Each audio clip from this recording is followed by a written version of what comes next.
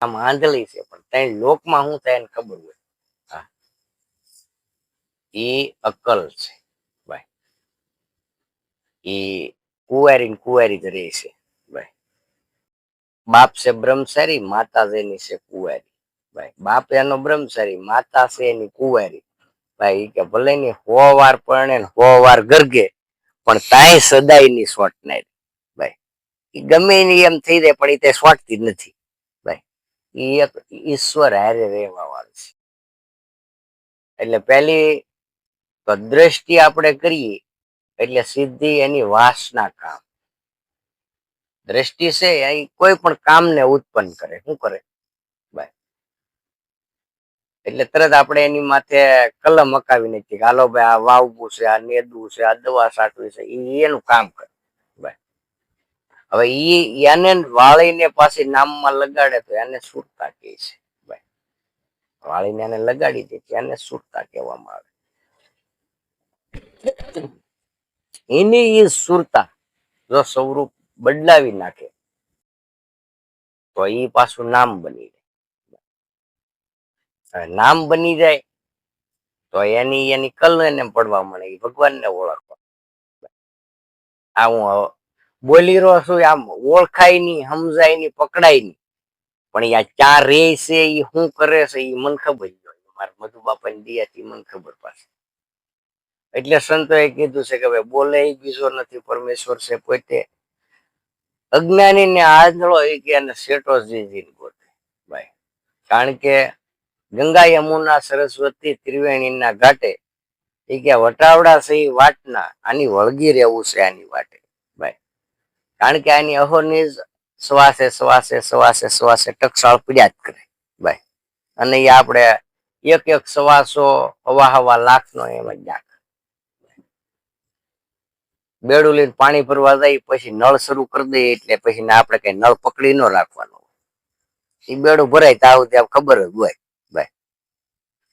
એમ શ્વાસા આપણા બધા એમાં જાય પણ કલ પડે પછી ખબર પડે કે આપણે ભજન થાય કે નથી. કલ પીડ્યાવીને થતું નથી. કલ નામ અકલ ભાઈ. અને અકલ નામને હાવ આપણે એને ઓલામાં લઈ આવી હોય તો એની માંથી એક દ્રષ્ટાંત આપી. અબજો રૂપિયાની ઇસ્ટેમ્બર. હવે સમુદ્રમાં 300,000 મીટર પાણી હોય ના એ ઇસ્ટેમ્બર ને વ્યાતી મૂકી. હવે એમાં 4 ખલાઈ અને એક ટંડલ. ઇસ્ટેમ્બર હાંકવા વાળો ટંડલ કહેવાય ભાઈ. અને 4 ખલાઈ છે. હવે 4 ખલાઈ નો 20,000 પગાર ને ટંડલ નો 80,000. હવે આ મધદરિયે બોટ વહી ગઈ ભાઈ, ઇસ્ટેમ્બર વહી ગઈ ને પછી આ ટંડલ છે ઓલા ને કે ઓલા કે અમારે તો 20,000 પગાર છે ને આખો દી વળ લેવાના, તારે તો 80,000 રૂપિયા વસાળે બાંધીને કીધી. ટંડલ કે હું બોટ કાંઠે નું ઓલી ઇસ્ટેમ્બર કાંઠે નું લઉં. આ કે નો લાવ તો એ કે આ શું કરવું કે ભાઈ. વસાળે ઝઘડો કર્યો. એ કે ધણી વિનાનું ધરે ની જાન ભાઈ. ધણી વિનાનું જાન નો ધરે, ધરુનું બીજી હાથની મારામારી કે ધોકાની શબ્દની મારામારી કરે મધદરિયે. એ કે ભાઈ જે છે આપણે અત્યારે કઈ નહીં, તો કાંઠે લઈ લે, આપણે શેઠ પાસે જઈએ. ઇસ્ટેમ્બર ને કાંઠે લાવ્યા. પછી આ 5 જણા ગયા. ઓલા શેઠ ને આ 20,000 વાળા ખીજાય. ઈ કે અમારો ઈ કે મહિનાનો 20,000 પગાર અને ઓલા ને કઈ કરવાનું નહીં, બેઠું બેઠું ખાલી બોટ જ હાંકવાની અને તોય ઈ કે એના 80,000. ઈ કે વાત હાસી છે ને, એને બોટ ઇસ્ટેમ્બર ઈ કે અમે હાંકી દઈએ એવું થોડું. ઈ કે તમેથી નું હાલે, એવું થોડું હોય. ઈ કે અમેથી નું હાલે. ઈ કે નું હાલે ને તમારીથી હાલે તો આગળ હું કહું એમ આગળ મને ખબર પડી જાય. કારણ કે શેઠિયો હોય તો તૈયાર માણા હોય ને. એ લાવ્યો ગોળો ભાઈ. હાલો ઈ કે આ જો બોટ તમારીથી હાલે, તમારે 80,000 જ, 4 ને 80,000. આપડે પાસે ઇસ્ટેમ્બર ત્યાં 3 છે. 4 ને એક હોપી દઉં. કે હાલો આવડે લગી છે ગોળા માથે રાખી દો. હવે ગોળો ગોળ લગી ગોળ લગી રે ની માથે પટ મૂકે પટ પડી જાય, મૂકે પટ પડી જાય ભાઈ હેઠી. એ કે ઉભા રહો, ઓલાનું 80,000 ક્યાં આપવું એ તમને ખબર છે કે નહીં? આપણે એને બોલાવી, ચાંડલ ને બોલાવી કે ભાઈ આવડા કે છે કે આ તારો 80,000 ને આવડા 20,000 રૂપિયા પગાર. હવે આપણે એક કામ કરવાનું છે, આ લગીને આ ગોળા માથે રાખી દેવું છે થીર. એટલે આને હોશિયાર કર્યો, ખાર ઓલો ટેન્ડલ હોશિયાર કર્યો. એટલે સીધી હાથમાંથી વીટી કાઢી, પેલી ભાઈ હાથમાં વીટી કાઢી, પેલી વીટી મૂકીને ઉપર લગી મૂકી દીધી. ઓલા કેન્ડલ શેઠ કે જો, ઓલા કે અમે વીટી તમારી પાસે, અરે ઈ ભાડ્યું તો ને વીટી તો તમારી પાસે હતી, તેવા કેમ તમે મૂકીને ન લગી રાખી દીધી? ભાઈ અહીંયા કે આ તમને મધદરિયે મૂકું ને મારી હસબો રૂપિયા છે, હવે આ તમારી પાસેની જવાબદારી આવે અને આ જે ઇસ્ટેમ્બર કરોડો રૂપિયા એની જવાબદારી હોય, એ પાછી અહીંયા ત્યાં ભાઠોડે ભરે ભાંગી નાખી હોય તો? ભાઈ એમ સદગુરુ છે ને એ ટેન્ડલ છે ભાઈ, સમજે? આ નાવડા ને કોણ આકે? હે સદગુરુ આકે, નકર આ છે કે આ ત્યાં ભાઠોડે ભરાય ભાંગી ભાઈ. અને કઈક ભાંગી ગયા ભાઈ, કોઈ દારૂમાં, જુગારમાં, કોઈ કૈજામાં, ન બોલવાનું બોલવામાં માણસો એકાબીજી કપાઈ જાય, હોશિયાર નથી કરતા ભાઈ.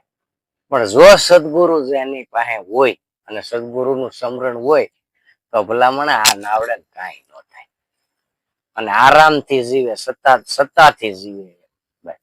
તો આને હાકનાર કેવડિયા સદગુરુ છે ભાઈ. તો 80,000 ની એના અબજો રૂપિયા કિંમત હોય ભાઈ. નકર આમાં હાકનારા જ નહીં કેતા કે એક નાણું નાખે ન મળે, એક મળે રામિયાના તેર ભાઈ. એક પાસે રો નો પોહાય, એક વિદેશ જો વિહરે ભાઈ. એક આપણે પડખે જ હોય પણ ઈ કે આ વયો જાય તો સારું, ને એક વિદેહ વયો ગયો હોય પણ એ આપણા અંતરમાંથી વિહરે. એટલે ગુરુ ગમની વાત એવી છે કે ભાઈ ગુરુ ગમ વિનાની વાત એ છે ભાઈ, કે મળી જાય કોક આપણને બ્રહ્મના ઉપદેશી. કારણ કે ઈ ઘડી અને ઈ પલના ઠેકાણા વાળા તો કોક મળે ભાઈ, બધા થોડા. કારણ કે નકર ગમે એના સોટેલા હોય ભાઈ, સોટેલા હોય ને ઈ એનું કામ નથી. આ જે ગુરુ ગમ છે એ સોટેલ નું કામ નથી ભાઈ. ગુરુ ગમ છે ઈ કારણ કે પરાને પાર, ગમ ને અગમ ભાઈ. ગમ છા પછી જ અગમ ની ખબર પડે ને અગમ ની ખબર છા જે આ માલ પીરવું છે એ સુગમ કરીને તમને સમજાવું. કારણ કે અગમના ઘરમાંથી લાવી, ક્યાંથી લાવીએ આપણે? અઘોર સંકલ્પ, એનો કોઈ વિકલ્પ જ નથી ભાઈ. કોઈએ સાંકડે સડાવેલા ન નાથી લાવ્યું છે ભાઈ. અને આપણે દર અમાહે બધાને પીરવું છું. જો આ કોઈને સહેજે સબી જાય તો સ્વર્ગ સુધી એ ઉભો ન રહે ભાઈ. આ એવી વસ્તુ છે. ઓલી એમાં આવે ને ત્યાં એને ખટકો થઈ જાય. આપણને કેમ પગમાં કાંટો વાગ્યો ને ખટકો રહે, એમ આવે ને ત્યાં એને જવાબ પાછો જવાબ ગોતીને જ આવે. એ ખબર પડી જાય આપણા ઘરમાં કેમ યારું હોય ને આપણે નીંદર નું આવે ભાઈ. એમ જેને શબ્દ લાગ્યો હોય પછી એનો જ્યાં સુધી એનો પોતે પોતાનો નીચ આત્માનો અનુભવ ન થાય ત્યાં સુધી એને શાંતિ ન થાય. એને એમ માનીએ કે આ કઈક લીન ગયેલા છે ને પાછો લાવ્યા. નકર તમે સત્સંગ છે એ ઓલા લાડ બધું ભેહું કેમ ટોળું હોય ને તળાવમાં બેહવા જાય, પછી જીવ જંતુ બહાર રહી, એમ ઓલે બગાવું કેમ પૈસા બહાર નીકળે છોટી જાય. એની ગોળિયા સત્સંગ છે એ અહીંથી બહાર જાવ એટલે કઈ ન હોય ભાઈ. પણ જેને મનમાં લોહ લગન હોય એ કઈક અહીંથી લીન જાય ને વળી પાછી હમણાં આવે ને ત્યાંનો પ્રશ્ન હોય અને એનો જ આમાં ઉદ્ધાર થઈએ કે નકર સ્વર્ગ આકાશ પાતાળ ને પૃથ્વી 3 લોકમાં નથી. સત્સંગ ઈ સ્વર્ગ છે. જે સત્યની સભા સત્સંગ ઈ સ્વર્ગ ભાઈ. અને સ્વર્ગ આ સભામાંથી જ જવાય.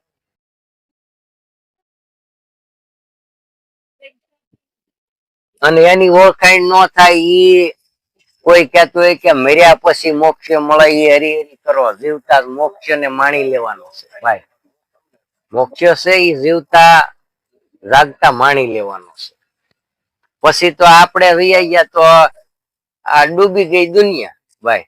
એ ઓલા સાળિયા વાળું થાય, સાળિયું કેનાલ માં પડી ગયું ને કે જગ જાય. ગામ આખું જોયું કે આ હેનું કે જગ જાય બહાર કાઢો, એટલે એ કે જગ કેમ જાય?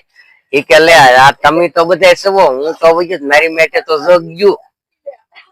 એની ગોળે છે આ જ્ઞાન છે એ સમજાય ની, સત્સંગ છે સમજાય ની, એની માટે લોહ લગન ખટકો હોવો જોઈએ કે ભાઈ આ તમે સત્સંગ કર્યો પણ આમાં મને સમજાણું નહીં, કેમ આ હું કેવા માંગે, તો એની આમાં પ્રગતિ થાય.